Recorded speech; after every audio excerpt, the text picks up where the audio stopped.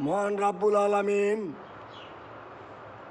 সূরা আনামের 31, 32, 33 এবং 34 নম্বর আয়াতের মধ্যে বলতেছেন, নিশ্চয়ই তারা ক্ষতিগ্রস্ত হইয়াছে যারা মিথ্যে মনে করেছে আল্লাহর সাক্ষ্যকে, যারা আল্লাহর সাক্ষীকে মিথ্যা হিসাবে রূপান্তরিত করেছে, নিশ্চয়ই তারা ক্ষতিকর হয়েছে।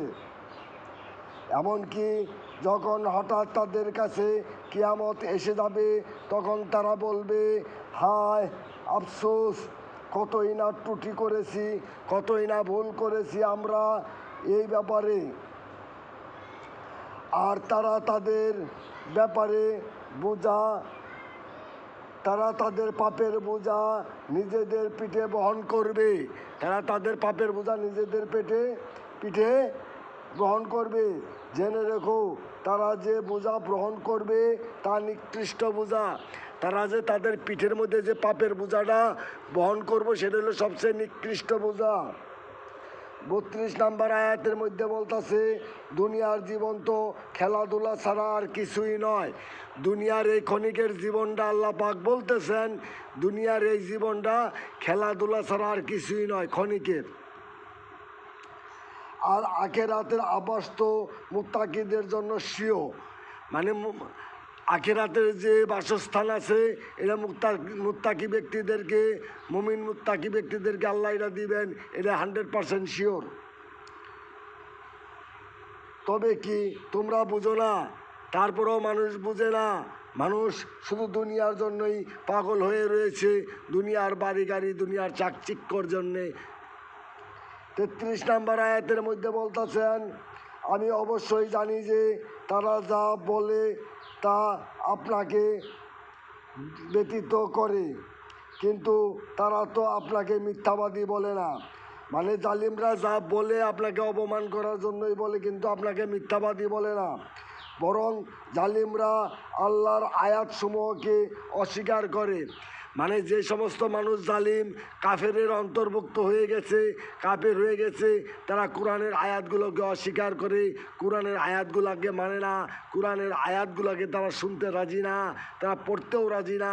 এরা কাফেরের অন্তর্ভুক্ত হয়ে গেছে, এরা জালিম। এই কথাটাই আল্লাহ পাক এই আয়াতের মধ্যে বুঝাইছেন। 34 নম্বর আয়াতের মধ্যে আল্লাহ পাক বুঝাইতেছেন, আপনার পূর্ববর্তী অনেক রাসূলকে মিথ্যাবাদী বলা হইয়াছিল।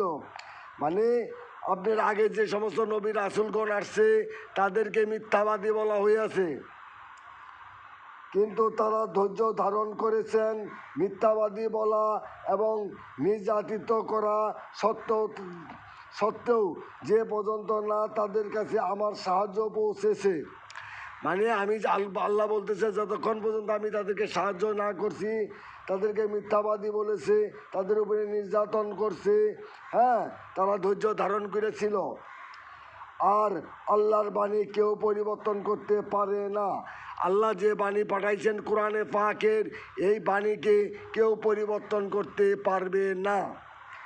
অবশ্যই আপনার কাছে এসেছে পয়গাম্বরদের কিছু ইতিবৃত্ত।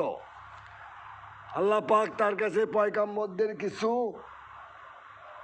ঘটনাবলী পাঠাইছেন বোঝার জন্য এবং শোনার জন্য এবং জ্ঞান অর্জন করার জন্য।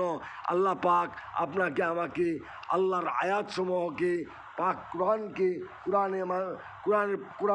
কোরআনে পাককে আমরা যাতে পুরোপুরি বুঝতে পারি, কোরআনের আয়াতগুলো বুঝতে পারি, কোরআন মেনে চলতে পারি, আল্লাহর হুকুম মানতে পারি, নবীজির তরিকায় জীবন করতে পারি, আল্লাহর হুকুম 5 ওয়াক্ত নামাজ এবং সকাল সন্ধ্যা কোরআন পড়তে পারি। হে মুমিন, মরণকে ভয় করো, মরণকে ভয় করো, এ দুনিয়া ক্ষণিকের। আল্লাহ পাক নিজেই কোরআনে বলেছেন। আমিন। আখিরে দাওয়ানা আনিল হামদুলিল্লাহ।